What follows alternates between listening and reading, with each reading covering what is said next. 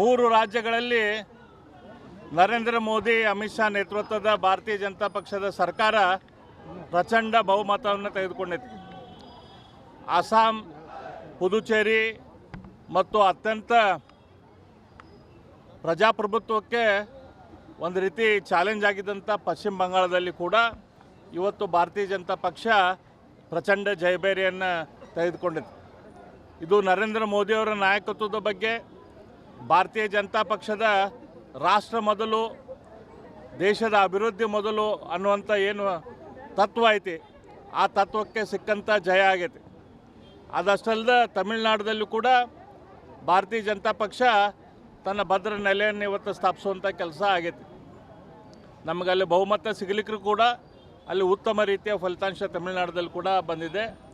ಇದು ನರೇಂದ್ರ ಮೋದಿಯವರ ನಾಯಕತ್ವಕ್ಕೆ, ನಮ್ಮ ಭಾರತೀಯ ಜನತಾ ಪಕ್ಷದ ತತ್ವ ಸಿದ್ಧಾಂತಗಳಿಗೆ ಸಿಕ್ಕಂಥ ಗೌರವ, ಪ್ರೀತಿ ಜನರದ್ದಾಗೈತಿ.